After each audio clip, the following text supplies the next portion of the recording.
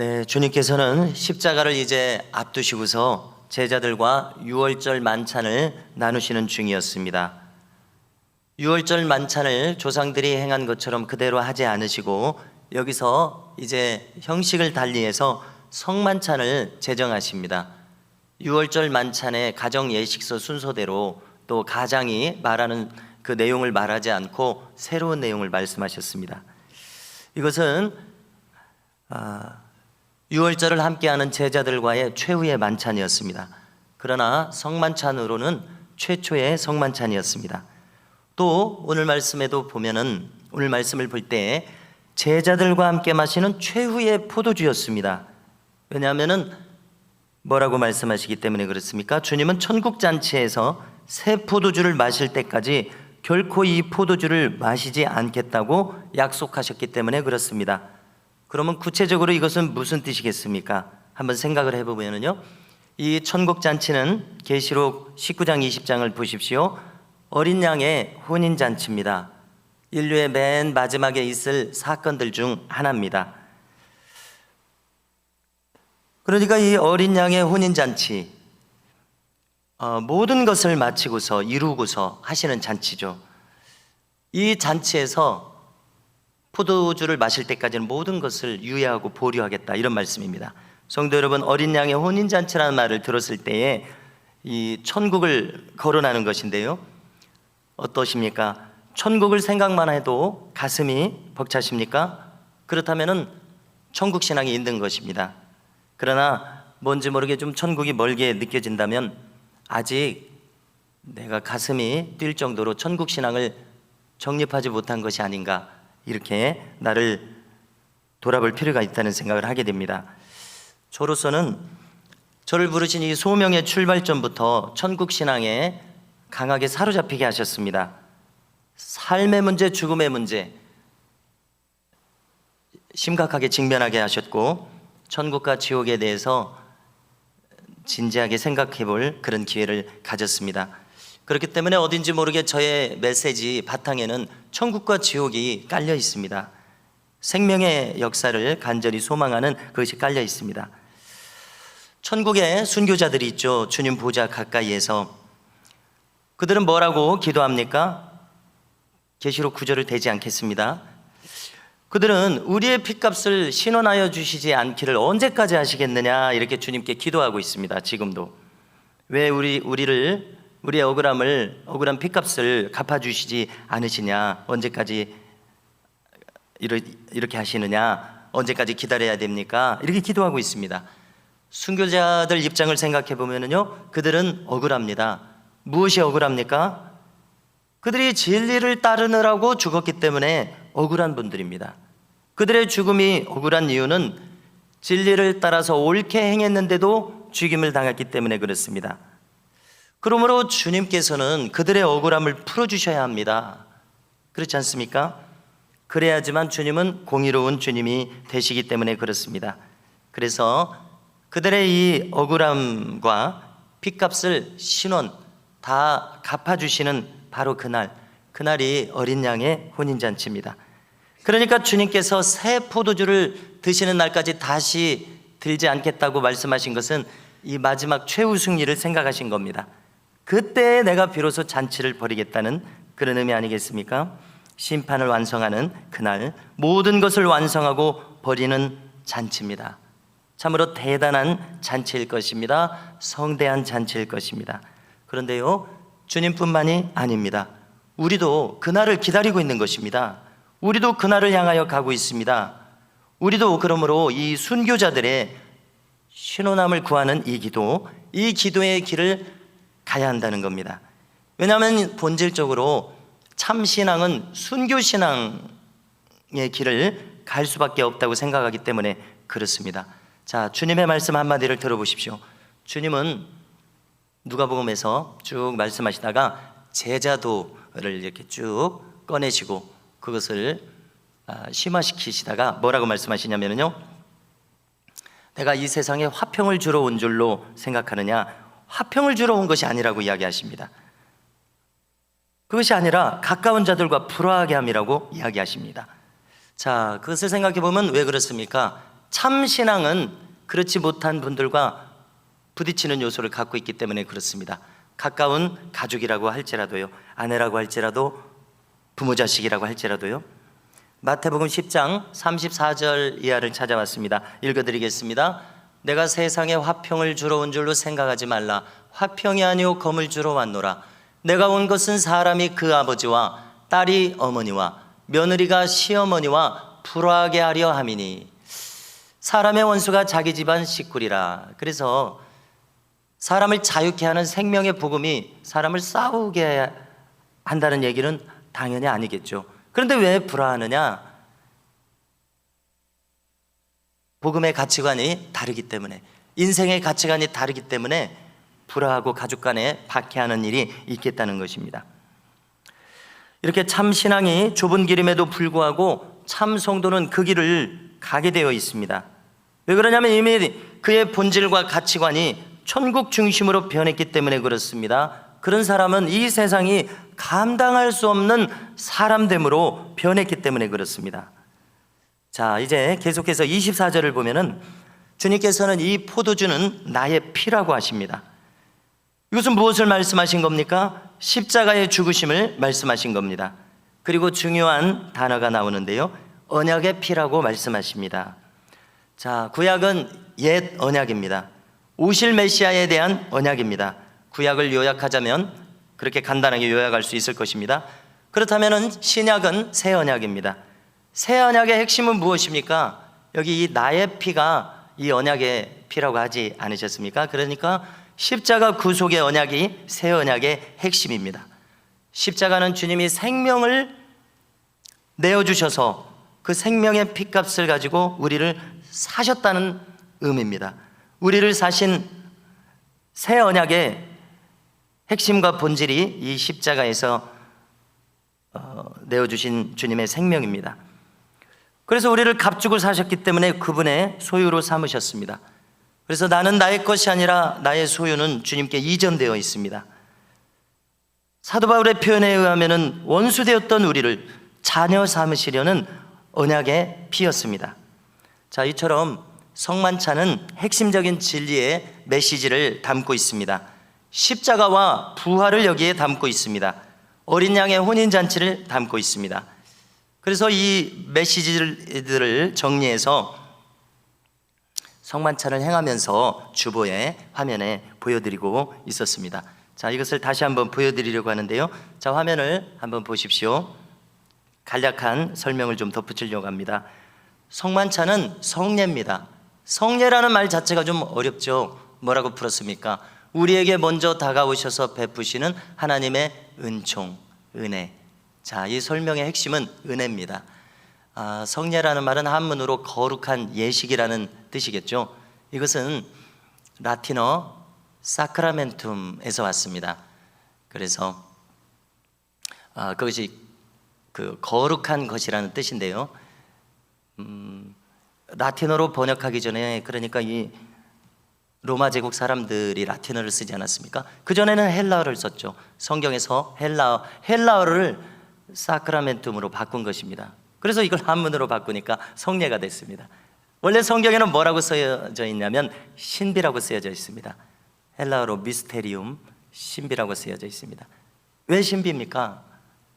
보이지 않는 하나님이 우리에게 은혜를 주셨기 때문에, 예수님께서 인간이 아니신 예수님이 인간의 몸을 입고 오셨기 때문에 신비로운 일이라는 것입니다. 히브리서의 표현대로 보이는 것은 나타난 것으로 말미암아 된 것이 아니고 보이지 않은 것으로 말미암았다고 한 것이 바로 이것입니다. 그렇기 때문에 신비입니다. 구원의 모든 역사가 신비입니다. 그 중에서 구체적으로 구원의 메시지를 다 담고 있는 이 성만찬이 신비입니다. 그래서 그것을 번역하다 보니까 성례가 됐습니다. 그 핵심은 나에게 먼저 다가오셔서 구원의 은혜를 베푸셨다는 것입니다. 그렇기 때문에 우리가 성만찬에 임하면 이 구원의 신비로운 메시지를 다 경험하는 것입니다. 그런 의미가 있고요. 두 번째로 그리스도의 임재를 의미합니다. 교회와 세상에 임재하시며 통치하심. 새벽마다 첫 번째 기도할 때 하나님의 임재를 구하시자고 기도하고 있는데요. 우리 신앙에 여러 가지로 표현할 수 있겠지만 핵심적인 모습이 바로 주님께서 나에게 임재하시는 것입니다. 성만찬은 그것을 나타내고 있습니다. 자, 가톨릭에서는 주님이 임하신다는 것을 화채설이라는 것으로 설명을 했습니다. 말 그대로 화채, 실제로 몸이 된다는 것입니다. 그런데 종교개혁 신앙은 이것을 배격하죠. 그것은 과도한 표현이라고 배격을 합니다. 또 미신적인 어떤 것을 일으킨다고 배격을 합니다. 그래서 이제 루터는 어떻게 이 떡과 피가 실제로 주님의 떡과 피가 되냐는 겁니다. 한마디로 그렇지 않고 실제로 우리와 함께 하시는데 떡과 포도주 위아래 좌우에 함께 임재하신다. 그래서 공제설입니다. 실제로 떡으로 변하는 게 아니다. 그렇죠. 우리 눈에는 실제로 떡으로 변하지 않죠. 루터는 그렇게 설명했고요. 칼빈은 영적인 임재설입니다. 칼빈은 실제로 탁월한 분이었던 것 같습니다. 모든 그분은 설교를 작성하지 않았습니다. 깊이 연구하고 묵상하고 왔을 때 그때는 녹음 테이프도 없었죠. 그런데 앉아있는 회중들이 그걸 다 받아 적은 겁니다. 그래서 칼빈의 설교가 지금 다 남아 있습니다. 정말 놀라운 일이죠. 그렇게 칼빈은 탁월한 분이었던 것 같습니다. 그래서 가장 정교한 성만찬의 이론이 칼빈의 이론입니다. 그래서 영적인 임재설. 그래서 그 내용을 다 다룰 수는 없고 한마디로 복음의 메시지를 거기에 다 담아서 설명합니다. 그런가 하면 이제 쯔빙글리도 개혁파인데 그는 기념설입니다. 이론이 좀 약합니다. 그래서 가장 자세하고 납득이 되는 설명은 영적인 임재설입니다.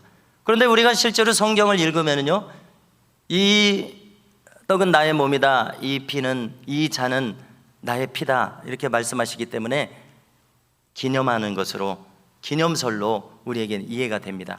이런 복잡한 이론을 떠나서요, 한마디로 말해서 주님의 몸과 피를 취한다는 것은 주님께서 나와 함께 하신다는 것입니다. 이것이 성만찬의 의미입니다. 그러므로 우리의 신앙을 여러 가지로 표현할 수 있겠지만은 간단하게 표현하는 것 중에 대표적인 것이 주님이 나와 함께 하신다는 것입니다. 그거 하나 때문에 우리가 눈물을 흘리게 되는 바로 그것 아닙니까? 그러므로 성만찬이 이런 놀라운 의미를 가지고 있고요. 세 번째, 그리스도의 성육신, 이것도 마찬가지입니다. 인간의 몸을 입으신 것을 재현합니다. 자, 비유를 해볼 때요, 인간이 개미를 밟아 죽이거나 무심코 지나치거나 무시할 수 있을 것입니다. 그러나 개미를 엄청나게 사랑하는 어떤 인간이 이 개미를 돕기 위해서 혹은 개미를 구원하기 위해서 친히 자기가 개미가 되었다고 한번 생각해 보십시오. 그처럼 엄청난 사랑은 없을 것입니다. 굳이 한번 비유하려고 노력해보면 이렇게 비유할 수 있을 것입니다. 그러므로 주님께서 인간의 몸과 피를 입으신 것은 우리에게 말할 수 없는 큰 사랑과 은혜를 우리에게 베푸신 것임을 알 수가 있습니다. 그 다음에 그리스도의 고난을 나타냅니다. 우리가 잘 알고 있는 대목이어서 넘어갑니다. 또 그리스도의 부활을 나타냅니다. 변화된 몸을 입고 부활하심을 재현하고 있습니다. 넘어가고요. 또 그리스도와의 연합을 나타냅니다. 주님께서 우리에게 임재하시는 것과 겹치는 대목입니다. 마찬가지로 교회를 연합하게 합니다.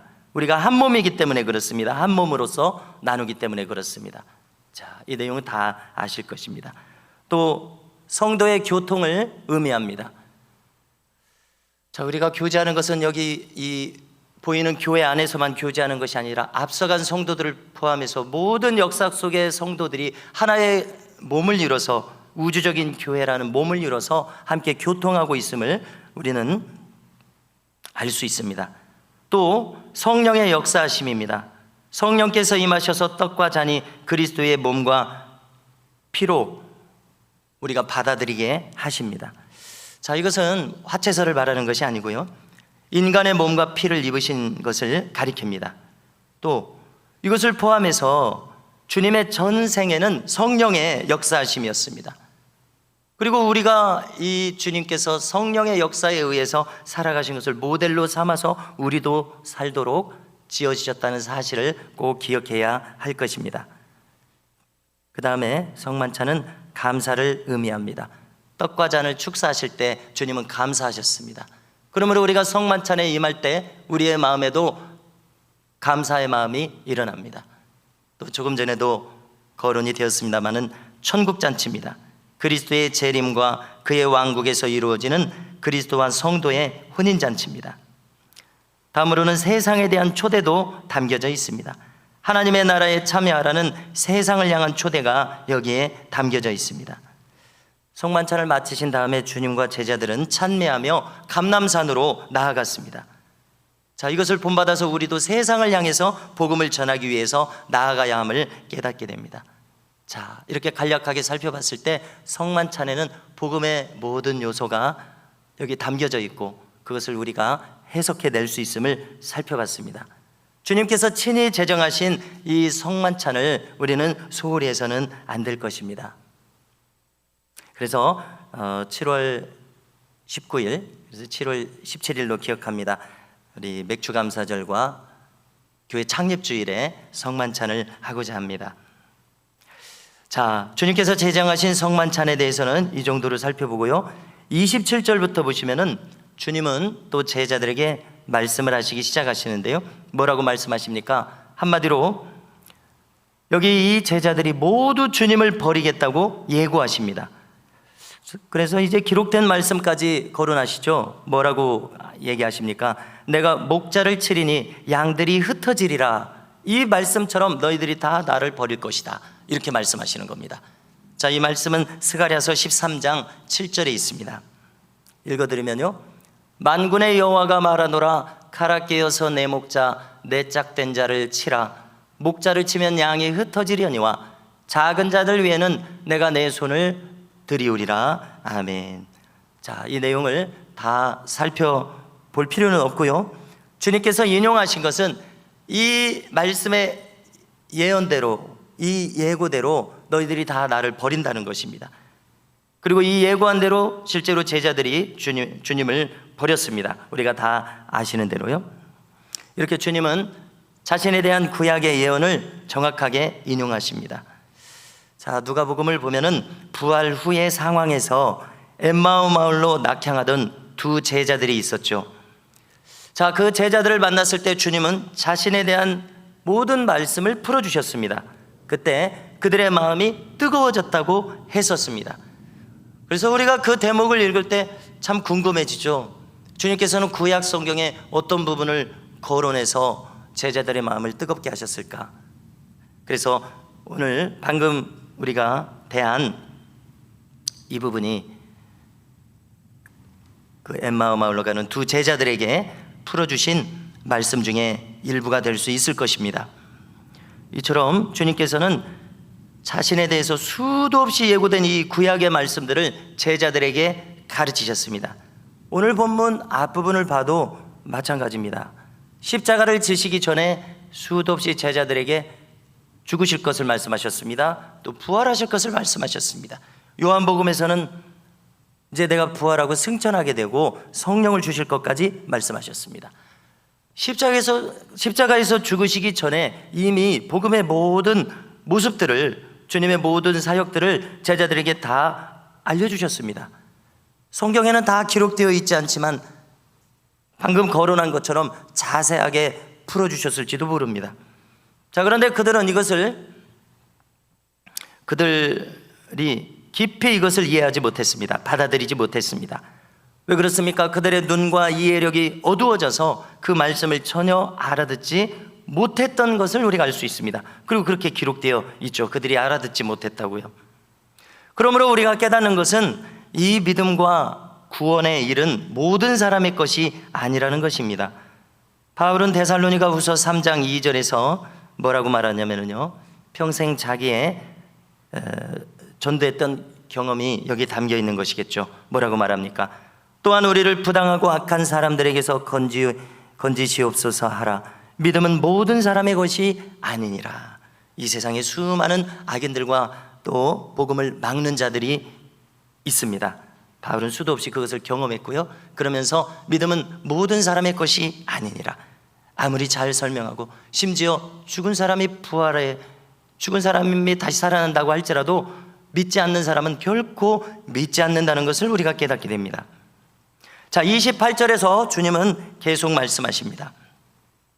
너희들이 다 흩어진 후에 나는 살아나서 너희보다 먼저 갈릴리로 가리라. 자, 이렇게 부활해서 갈릴리로 가실 것까지 주님이 미리 예고하십니다. 자, 그러자 이 모든 주님의 말씀에 대해서 베드로가 말하고 나섭니다. 뭐라고 말합니까? 29절에 보니까 다 버릴지라도 나는 그리하지 않겠나이다, 이렇게 이야기합니다. 무슨 얘기입니까? 자기는 결코 주님을 버리지 않겠다는 것입니다. 호언장담하고 있습니다. 자, 그러나 주님은 계속해서 베드로가 과연 주님을 버리고 부인할 것을 예고하십니다. 그것은 30절에 있습니다. 뭐라고 하십니까? 예수께서 이르시되 내가 진실로 내게 이르노니 오늘 이 밤 닭이 2번 울기 전에 네가 3번 나를 부인하리라. 자, 베드로가 듣기에 이렇게까지 말씀하시는 이 주님의 예고의 말씀이 자기가 생각할 때는 도저히 받아들일 수 없었던 것 같습니다. 자기가 생각할 때는 얼토당토하는 그런 말씀이었다고 생각한 것 같습니다. 왜냐하면 31절에 이어지는 그의 반응을 보면 그렇습니다. 뭐라고 합니까? 베드로가 이 주님의 예고의 다그름 예고의 말씀에 대해서 뭐라고 말하냐면요, 베드로가 힘있게 말하되 내가 주와 함께 죽을지언정 주를 부인하지 않겠나이다 하고 모든 제자도 이와 같이 말하니라, 이렇게 기록합니다. 베드로뿐만 아니라 모든 제자도 이렇게 말했다고 합니다. 자, 그러나 성도 여러분, 우리가 이미 알고 있는 대로 어떻게 했습니까? 12제자 모두가 주님을 버렸습니다. 가룟 유다는 주님을 배반하고 돈 얼마를 받고 팔아넘겼습니다. 또 이 장담했던 수제자 베드로는 저주하며 부인했습니다. 나머지 제자들도 자기 목숨을 건지기 바빴습니다. 자, 이 사실이 주는 교훈이 참 적지 않은 교훈을 우리에게 준다고 생각합니다. 무엇입니까? 인간의 힘으로는 하나님 편에 도무지 설 수가 없다는 것입니다. 베드로를 한번 생각해 보십시오. 그의 평소에 언행을 볼 때에, 그의 사람됨을 볼 때에 주님을 죽을지언정 부인하지 않겠다고 한 그 각오는 사실이었을 것입니다. 어떻게 생각하십니까? 그 각오는 확고했던 것은 의심할 여지가 없다고 생각합니다. 베드로라면 그런 각오를 할 수 있을 것입니다. 자, 그런데 우리가 깨닫게 되는 것은 무엇이냐면, 그런 베드로와 같이 강한 의지를 가진 그러한 부류의 사람의 의지로도 주님 편에 서는 것이, 흔들림 없이 주님 편에 서는 것이 불가능하다는 것을 우리는 말씀을 통해서 증명을 얻게 된다는 것입니다. 그렇지 않습니까? 그러면 어떻게 해야 됩니까? 인간의 그와 같은 확고한 부류의 인간의 의지도 주님 편에 성공적으로 설 수 없다면 우리는 어떻게 해야 하냐는 것입니다. 대부분의 사람들은 베드로처럼 강한 의지를 갖지 못한 사람들이 대부분일 것입니다. 어떻게 해야 됩니까? 그것은 바로 오직 우리가 성령의 권능에 사로잡히는 것 외에는 없다는 것을 깨닫게 됩니다. 그렇다면 우리가 어떻게 성령의 권능에 사로잡힙니다? 그것은 주님을 볼 때 기도밖에 없다는 것을 또 깨닫게 됩니다. 자, 왜 그렇습니까? 기도라고 하는 것은 그 자체가 순종하는 마음이 없으면 기도가 성립하지 못합니다. 이것이 우리의 경험입니다. 제자들하고 달리 주님은 이 십자가를 지시기 직전에 어떤 모습을 가지십니까? 3차례 기도하십니다. 그러나 제자들은 주님과 같이 기도하지 못했습니다. 주님의 기도는 땀이 피와 같이 될 정도의 그러한 강렬한 기도였습니다. 히브리서 5장 7절을 보니까 심한 통곡과 눈물로 간구와 소원을 올렸다고 기록합니다. 그야말로 주님은 절절한 기도를 올리셨다는 것을 알 수 있습니다. 자, 왜 그렇게 하셔야 했습니까? 주님이시라도 인간의 몸을 입은 이상 하나님께 사로잡히기 위해서는 그렇게 기도하는 것이 필요했다는 것입니다. 하나님께 사로잡히는 것이 필요했다는 것입니다. 이것이 오늘 우리가 나누는 내용의 핵심이라고 생각합니다. 주님이시라도 사로잡히는 그 능력이 필요했다면 우리는 얼마나 더 능력이 필요합니까? 오직 그와 같은 능력에 의해서만 인간은 그 높은 의지로도 못하는 것을, 오직 그 능력에 의해서만 하나님 편에 설 수 있다는 놀라운 진리를 깨닫게 됩니다. 그분의 일을 감당할 수 있는 인생이 되는 것도 오직 그 길 외에는 없겠구나, 이렇게 추측하게 됩니다. 성도 여러분, 우리도 마찬가지라는 것입니다. 주님과 제자들의 차이는 기도를 하느냐 기도하지 못하였느냐 이 차이였습니다. 즉 확실하게 하나님께 사로잡히느냐 이 여부였습니다. 그래서 우리가 남은 인생의 신앙의 여정에서 승리할 비결이 여기 있음을 다시 깨닫게 된다는 것입니다. 왜냐하면 인간은 한계가 있습니다. 인간은 죄성이 있습니다. 인간은 부패한 본성을 가지고 있습니다. 또 인간은 그처럼 큰 의지를 가지고서도 나태한 모습을 가지게 됩니다. 또 인간은 무기력합니다. 때로는 체력도 따르지 않죠. 자, 어떤 목사님의 간증을 나누려고 합니다. 자, 그 목사님이 자기가 이제 신학생이 돼서 신학교를 다니는데 선배가 한 분 있었다는 겁니다. 자, 그런데 그 선배는 굉장히 말을 더듬는 선배였습니다. 그러니까 저의 한 5년 정도 선배 이야기입니다. 장신데.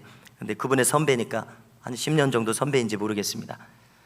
자, 이 목사님은 포항 출신이신데 신학교에 가서 목사가 되겠다고 했을 때 그 동네 사람들이 이분을 아니까 어떤 반응이 나왔냐면은 혀를 끌끌 차면서 야, 다른 사람은 다 목사가 돼도 너만은 목사가 될 사람이 아니다. 이런 반응을 보였다는 것입니다. 왜 그러냐면은 그 단 하나의 이유, 말더듬이 너무 심해서 너만은 목사가 되기 어려울 것이다. 이런 반응을 보였다는 겁니다. 자, 그런데 이제 부름을 받았으니까 신학교에 온 것이죠. 자, 그런데 놀라운 것은 이분이 그러면은 이 부르심을 감당하기 위해서 어떻게 했냐면 자기의 부족함을 알기 때문에 대단히 기도에 힘썼다는 것입니다. 하나님의 능력이 없이는 이 부르심을 감당할 수 없다고 생각했기 때문이겠죠. 자, 그래서 그 결과가 어떻게 됐느냐? 신기한 일이 이분의 생활에 생겼습니다. 자, 이제 때가 돼서 교육전도사로 나가야 되지 않습니까? 그래서 나가서 어떤 부서를 섬기는데 그 교육부서에서는 또 교사회의를 해야 되죠.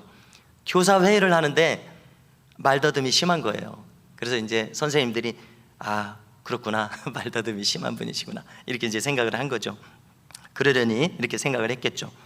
자, 그런데 이제 뭐가 놀랍느냐면요, 그분이 강단에 서면 말더듬이 없어진다는 것입니다. 신기하죠. 정말 그런 일이 있을까 싶을 정도로 정말 놀라운 일이 아닐 수 없습니다. 듣기만 해도. 그러니까 그분이 또 강단에서 설교를 마치고 내려오면 또 말더듬이 시작되는 거예요. 그러니까 교사들의 반응이 무엇이냐면은 이분 자체가 기적이구나, 매주 기적을 본다는 거예요. 교사회의 때는 말을 막 더듬으시다가 설교 때는 말더듬이 안 나타나고 또 내려오면 말을 더듬으시니까, 그래서 이분 자체가 하나님이 함께 하시는 분이다, 이런 그 말을 들으셨다는 겁니다. 정말 놀라운 일이죠. 믿기 어려운. 자, 그러고 보니까 그 곽선임 목사님에게 제가 직접 들은 얘기입니다. 세미나를 하시는데 자기도 예전에 말더듬이었다는 거예요. 도저히 제가 믿을 수가 없었어요. 지금 그 스피치의 대가라고 일컬어지는 그분의 그 현재 모습으로서는 도저히 믿기지 않았었습니다. 자, 성도 여러분, 우리도 마찬가지일 것이라는 것입니다. 우리는 그와 같은 것은 아닐지라도 인간의 한계를 경험하고 있습니다. 또 우리가 성경을 충분히 안다고 하기도 어렵습니다. 의지가 약하다고 해야 되겠죠. 의지가 스스로 강하다고 할 만한 분이 얼마나 있으십니까? 소명의식도 때때로 약해집니다. 천국 소망도 아까 거론했습니다마는 어떤 분은 특별한 경험에 의해서, 아마 저와 같은 경험일 것입니다, 천국 소망이 강할 수 있겠지만 어떤 분은 잘 믿어지지 않을 수도 있습니다. 그러므로 나의 힘으로는 말씀에 순종할 수 없다는 것을 깨닫게 되고요, 또 깨닫는다고 해도 그것에 순종하는 일이 쉬운 것이 아니라는 것을 알 수가 있습니다.